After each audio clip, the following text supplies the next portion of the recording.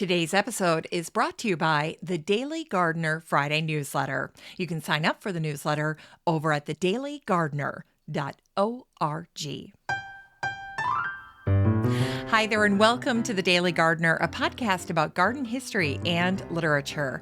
I'm your host, Jennifer Ebling, and today is November 28th. Well, did you survive the holiday weekend? I went up to the cabin on last Sunday, so over a week ago already, and walked into a very messy, dirty cabin. And my son and I started out by cleaning the carpets, and it just went on from there. So you can imagine if you hosted over the weekend, give yourself a pat on the back. I know how much work that is. But I have to say it was worth it. We had such a lovely time. My brother and his wife, and then their son came over. My niece is in London, and so we were able to FaceTime with her.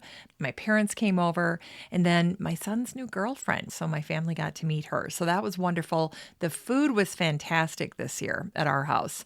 Everything was great. And that's a rarity because usually when you're making a big meal like that, something doesn't turn out. So whether you have dry turkey or some side dish that doesn't turn out, but that just was not the case. Right before my brother and sister-in-law arrived, I was working on the gravy and it just was not thickening up. And so I thought that was going to be my fail for the day. But then my brother walked in and he started working with the gravy, and all we needed to do was heat it up a little bit more, get it to a boil, and then we had perfect gravy. So even the gravy turned out, which was a really lovely surprise. So anyway, Thanksgiving 2022 in the books. The kids all made it home for their break, which was lovely, although too short. So looking forward to Christmas break when we get to spend more time together. But all in all, a really lovely weekend. And then this morning, Max and I were back to our old routine, going walking in the woods near our neighborhood park. And as I was driving away from the park this morning, I looked up, and there, right in front of the car on the street, is a 6-point buck. I'm not kidding. It was crazy. Beautiful. And so Max and I just sat there and we watched him walk into the woods and disappear, but quite the thing to see in a suburban neighborhood. That's something that I would expect to see at the cabin, and instead I see it in a suburb of the Twin Cities. So totally crazy. But it's good to be back. It's good to be back into routine. And before I kick off today's show, I just wanted to tell you about a book that I got in the mail a couple of weeks ago. This is a book about the Cleveland Cultural Gardens and the stories behind all of these unique gardens. And I think there are about 50 gardens there in Cleveland. But the book is called Their Paths Are Peace. It was done by Clara Lederer.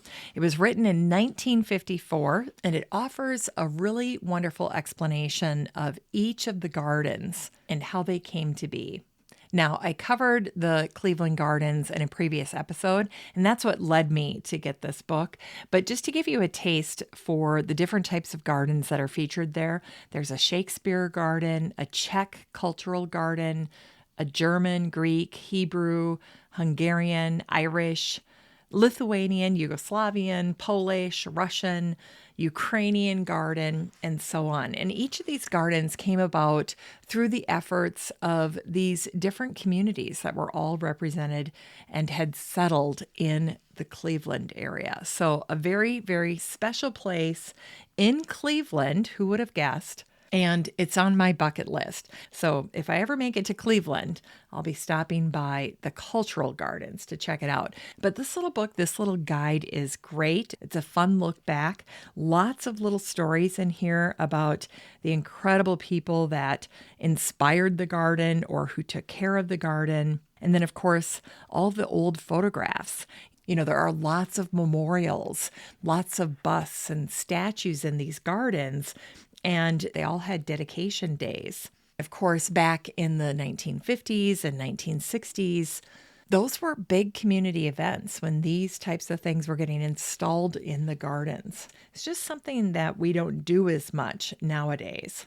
Anyway, this is a lovely book on garden history. So if you love reading about old gardens and how they came to be, you will really get a kick out of this book because it covers all of these very different, very unique cultural gardens in Cleveland. So there you go. All right, let's get to today's garden history. All right, for today's garden history, we kick things off with an event that happened on this day, November 28th in 1660. And it was on this day that the very first meeting occurred of what would become the Royal Society of London for Improving Natural Knowledge. Now, the Royal Society's Latin motto is Nullius in Verba, which translates to take nobody's word for it. And this motto reminded the society's members to verify information through experiments and not just based on authority, based on what somebody tells you. So take nobody's word for it. Find out for yourself. And that motto definitely applies to our gardens because just because someone has a certain experience with a plant doesn't mean that that will be your experience with that same plant in your own garden. Trust but verify. And if you garden long enough, you'll run into those situations where you get a tiny little plant from someone and it's very well behaved in their garden, and then you put it in yours and you rue the day that you ever brought it into your garden. So nullius in verba, take nobody's word for it. And today we also remember Matsuo Basho, the Japanese poet. He died on this day, November 28th in 1694. Today, Matsuo is remembered as the most famous poet of the Edo period and the greatest master of haiku. In one verse, Matsuo wrote, "The temple bell stops, but I still hear the sound coming out of the flowers." And in another poem from his book on traveling, Matsuo wrote, "Many things of the past are brought to my mind as I stand in the garden staring at a cherry tree." The garden is definitely a wonderful place for contemplation. And today we celebrate the birthday of Gottlieb Haberlandt, the Austrian botanist who was born on this day, November 28th in 1854. Gottlieb came from a very interesting family of scientists. His father was a pioneer in soybean work, and his physiologist son is now regarded as the grandfather of the birth control pill. So, little interesting tidbit there. But as for Gottlieb, he grew plant cells in tissue culture, and he was the very first scientist to point out the possibility of the culture of plant tissues. In 1902, Gottlieb shared his original idea. He called it totipotentiality, which he defined as the theory that all plant cells can give rise to a complete plant. And so today, we remember Gottlieb Haberlandt as the father of plant tissue culture. Now, during the 1950s, scientists actually proved Gottlieb's totipotentiality. Indeed, any part of a plant grown in nutrient media under sterile conditions can create a whole new plant. Today, the technique of tissue culture is a very efficient tool for propagating improved plants for food, hardiness, and beauty. And today we wish a happy heavenly birthday to Stefan Zweig, the Austrian writer who was born on this day, November 28th in 1881. During the 1920s and 30s, at the peak of his career, Stefan was one of the most widely translated writers in the world.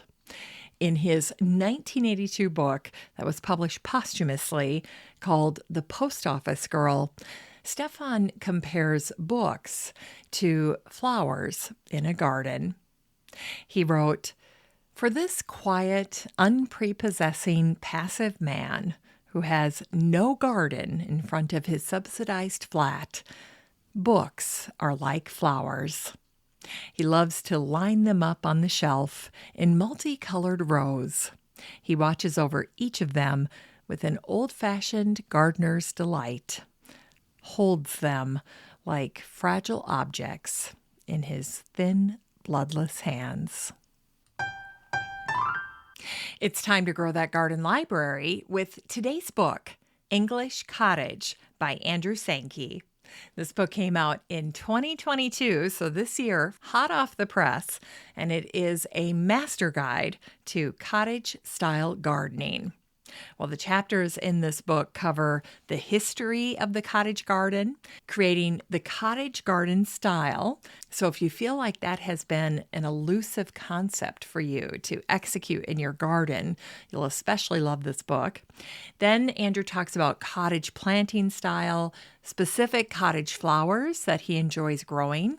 In fact, Andrew got into cottage flowers so much that he actually created his own specialized nursery just to provide the types of plants that he was looking for his own cottage that he had purchased. So he's definitely an expert when it comes to cottage flowers. Then he also talks about companion planting, green structure, and then finally wraps things up with some of the traditional features of cottage gardens. Well, in the preface of his book, Andrew shares a little bit about his background and how he came to master English cottage gardening. And I thought the preface was just perfect as a way to introduce you to Andrew's book and also to him personally. So let me read this little excerpt for you now. Andrew says, "My first introduction to the style of the English cottage garden came when I was given a copy of Marjorie Fish's book, We Made a Garden, a great garden classic."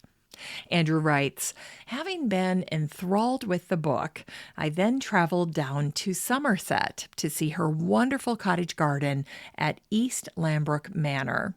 And then he writes, "Shortly after this, Jeff Hamilton started to construct his cottage gardens for the BBC Gardener's World programs, and it soon became apparent that this was the style of gardening that I myself wished to adopt."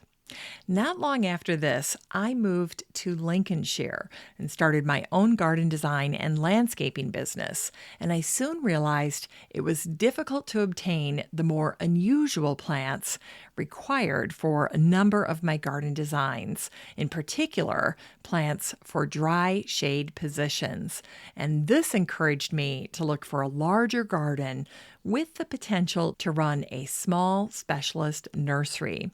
And this is how Andrew came to buy his grade 2 listed cottage. It was built in 1852 with a pretty good sized old cottage garden already on the property. It had a couple of old fruit trees, a vegetable patch, a few outbuildings, and a chicken hut. And this afforded Andrew the opportunity to make something special of the garden. Andrew writes, "It was here that my love for cottage gardens blossomed. Over time, I redesigned the garden.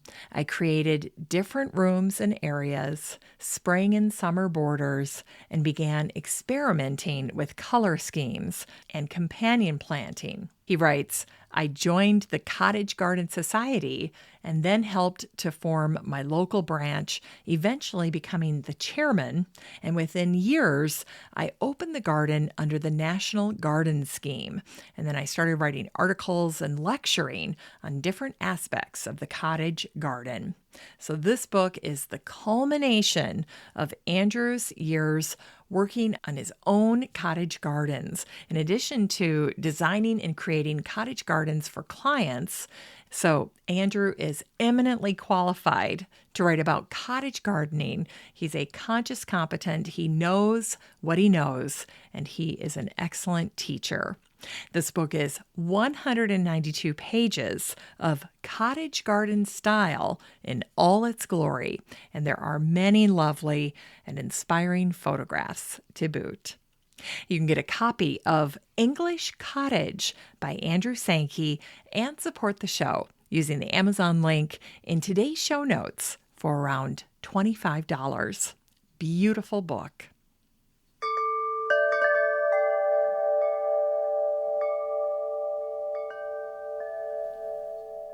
All right, today we wrap things up with a botanic spark that celebrates the birthday of the English poet William Blake. He was born on this day, November 28th in 1757. During his lifetime, William wrote in relative obscurity, but today he is considered an essential poet of the Romantic age. William wrote, "In seed time learn, in harvest teach, in winter enjoy." I see that on a lot of little garden signs and plaques and so forth. Such a great little verse. And in his popular poem, Auguries of Innocence, William wrote these words that you'll also probably recognize: "To see a world in a grain of sand and heaven in a wild flower, hold infinity in the palm of your hand and eternity in an hour." Well, I wanted to end the show today with a poem that William wrote about anger, and he compared anger to a plant that grows as it gets tended and cared for. And so the poem is called A Poison Tree, and you might have heard a verse or two from it and not connected it to William Blake, but it is definitely, in my estimation, one of William Blake's most iconic works, and it's a great one for gardeners. Here's A Poison Tree by William Blake. I was angry with my friend. I told my wrath did end. I was angry with my foe. I told it not. My wrath did grow. And I watered it in fears, night and morning with my tears. And I sunned it with smiles and with soft deceitful wiles. And it grew both day and night till it bore an apple bright, and my foe beheld its shine. In the morning glad I see my foe outstretched beneath the tree. Wow. Kind of a somber note to end on today, but also a good reminder not to stoke the fires of things that are upsetting or that anger you. So if you did not have a good holiday, try to turn the page and have a better week this week. Well, that's it for today's show. Thank you so much for listening to The Daily Gardener. I hope you get a chance to take part in Cyber Monday and snag some really great deals for your garden or for your garden friends, whatever the case may be. And just a reminder that you have a standing invitation to join the free Facebook group for listeners of the show. The next time you're over at Facebook, just search for Daily Gardener Community, where you'd search for a friend and then request to join. And if you'd like more of The Daily Gardener, you can subscribe to the newsletter over at thedailygardener.org. And don't forget that you can also show your support for the show by using the Buy Me a Coffee link over at the website or in today's show notes. This is Jennifer Ebling. Thanks for listening to The Daily Gardener. And remember, for a happy, healthy life, garden every day.